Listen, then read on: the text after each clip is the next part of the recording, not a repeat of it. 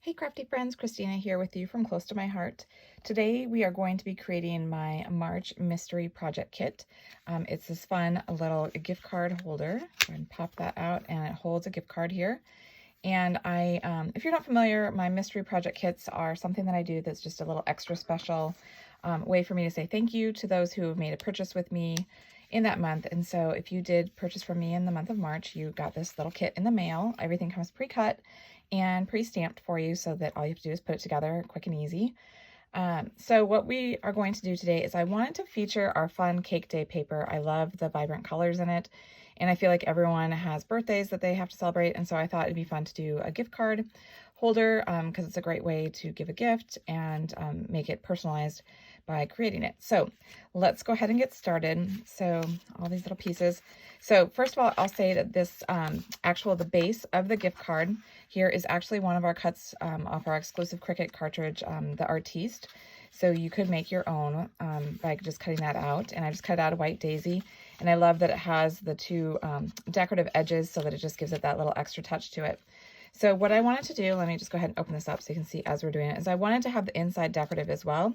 And so I thought it was nice to just have one of the pieces of the pattern paper from the cake day kind of frame the gift card behind it. So we're going to go ahead and we're going to take this green apple plaid and we're going to go ahead and adhere it right behind where you would place your gift card. So we're just going to put some adhesive on here.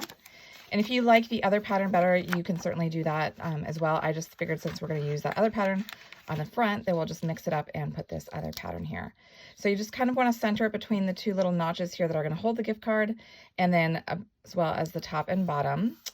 And then what I did throughout the whole card, you'll notice, is I used my black journaling pen to go ahead and it kind of grounds it a little bit, and I think it makes these vibrant colors pop a little bit. So I'm just taking my journaling pen, and we have 3 different sizes. So this is our medium size. This is the 0.03, and I'm just kind of slowly tracing along this pattern paper here. Just like I said, it kind of just frames it, kind of helps ground it so these vibrant colors can pop a little bit more. It is especially helpful, I think, with the other pattern paper that we're doing on the front of it, just because there's more colors in it. But I thought it was a nice touch to kind of keep that consistent on the inside as well. So that's what we're doing here. So you're just going to go ahead and trace that. And then I wanted to create kind of like a button effect here with this little notch that shows through on the front. So I'm taking another one of those pieces here, and I believe it's just a little 1/2-inch circle that I cut.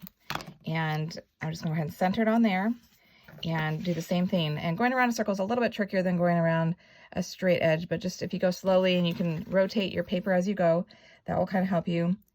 And it's okay if you kind of mess it up a little bit because this is a handmade item, so it doesn't need to be perfect. Okay, so there is the inside all complete. So now we're going to go ahead and we're going to work on the outside. So one thing we're going to do here, hopefully it shows up, is I scissor distressed the white daisy circle piece here. So it just kind of roughs up the edges. It gives it a little bit more texture, a little bit more dimension. So what you do is carefully open up your scissors and carefully rub that blade around the edge of the paper, the cardstock, and it will go ahead and break up those fibers. And you can do it as lightly or strong as you want to get as much extra roughage there as is pleasing to you. So you could do a little bit or a lot, and then just make sure you kind of move those fibers out of the way so they don't get on your project.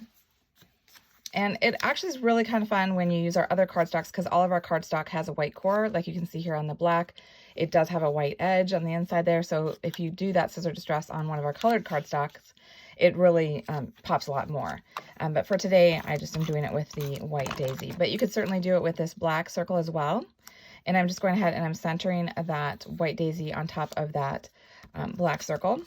And then I'm going to go ahead and I'm going to put down the multi-pattern paper here on the center of the black to, again, help it kind of pop like I was saying earlier. Just leaving a very slight border around like that. Okay, and then we're going to go ahead and we're going to glue that to the center. It's not going to be the exact center because you have this scalloped edge on it, but just kind of taking that scallop edge out of the equation there and centering it around the other edges is kind of how I did it. So put that down.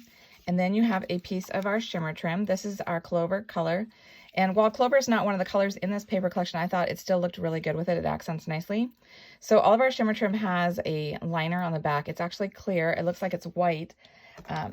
But a trick you can do to get it off is if you take and put some adhesive on a scratch piece of paper, put down your shimmer trim, and then go ahead and lift up on your shimmer trim. And I am going to be honest, this is not the way I do it, so I always have trouble doing it. But other people, they love this technique, this way to remove it.